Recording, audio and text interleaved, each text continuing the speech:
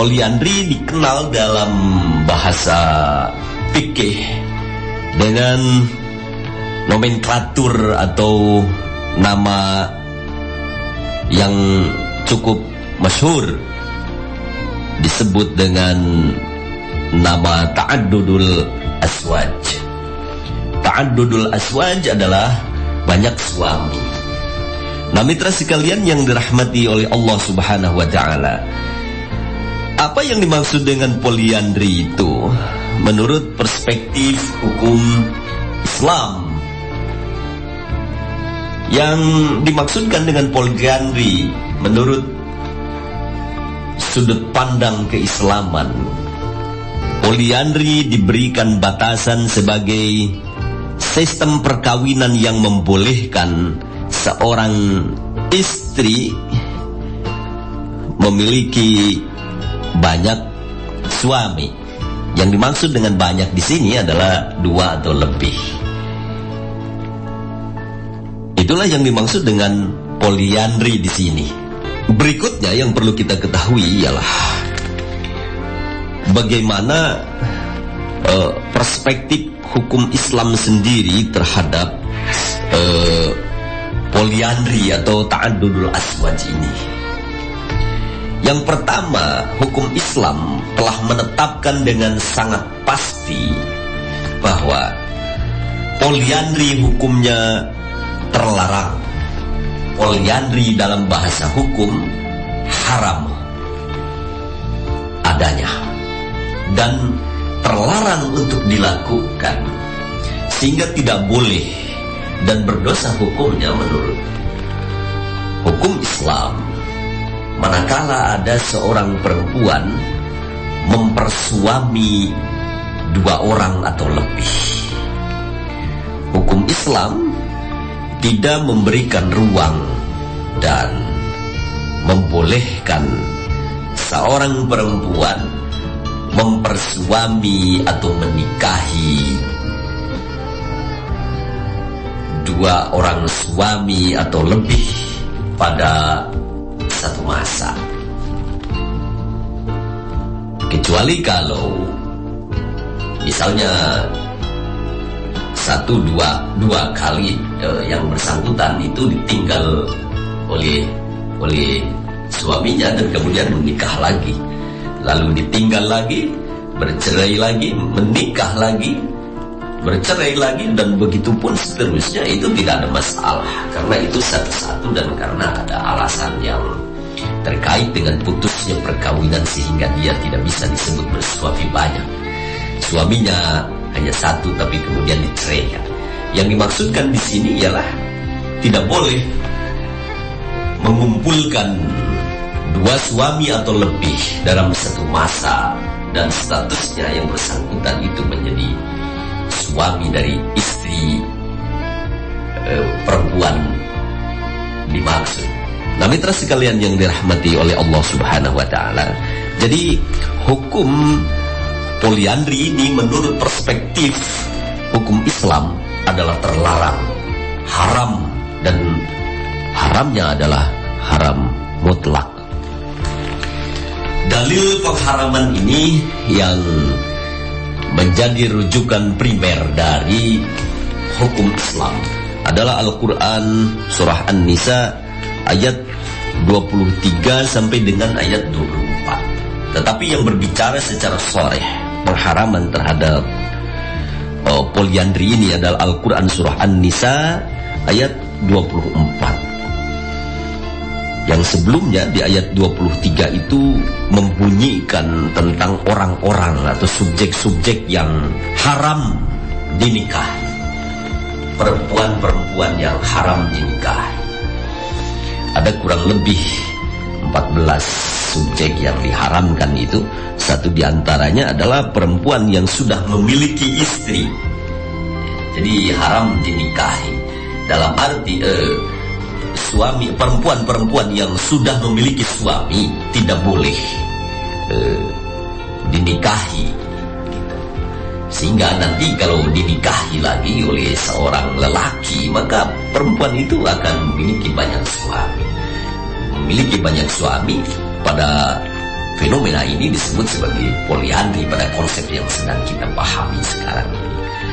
Nah, Al-Quran menetapkan tidak boleh menikahi perempuan yang sudah bersuami, yang disebut sebagai muhsanah. Perempuan yang sudah bersuami itu disebut muhsanah. Kalau laki-laki yang sudah menikah dan memiliki istri itu disebut muhsan. Nah, perempuan itu muhsanah. Bentuk jamaknya adalah muhsanat, jamak muannats salimnya itu. Nah, di ayat ini perempuan-perempuan yang sudah memiliki suami itu disebut sebagai muhsanat. Kata Allah di Al-Quran surah An-Nisa ayat 24, wal muhsanatu minan nisa'i illa ma malakat aymanukum. Yang diharamkan kepada kalian untuk dinikahi itu adalah al-muhsanat, perempuan-perempuan yang sudah memiliki suami, yaitu perempuan-perempuan yang terjaga. Muhsan itu artinya terjaga. Maksud terjaga di sini diterangkan oleh para mufassir, mitra sekalian, adalah perempuan-perempuan yang terjaga farjinya, yang terjaga kehormatannya karena sudah memiliki suami. Sehingga dengan memiliki suami ini farjinya sudah terpelihara dan terjaga dengan baik, sehingga disebut sebagai muhsanah. Jadi betapa hebat dan indahnya Al-Quran itu memilih pilihan kata yang sangat tinggi nilainya dan memiliki tingkat keadaban yang luar biasa. Jadi pilihan katanya menunjukkan satu ketinggian estetis dan ketinggian etis yang tak tertandingi. Perempuan-perempuan yang terjaga farjinya karena sudah menikah itu disebut muhsanah. Diharamkan muhsanat ini untuk dinikahi oleh kalian. Di ayat 23-nya, hurrimat alaikum, diharamkan kepada kalian. Ya. Nah, yang diharamkan itu jumlahnya sangat banyak. Ya, 13 ditambah 1 muhsanah ini, maka kira-kira ada 14. Nah, diharamkan menikahi perempuan yang sudah memiliki suami. Sebab kejadiannya nanti akan berujung pada poliandri. Ini adalah dalil primer berkenaan dengan haramnya poliandri. Nah, mitra sekalian, kalau ada yang melakukan, lalu adakah sanksinya? Nah, poin ini poin yang berkenaan dengan pertanyaan tentang adakah sanksinya dan apakah sanksi itu. Itu perlu juga diketahui oleh kita. Apa sanksinya? Kalau kita mencoba membaca regulasi,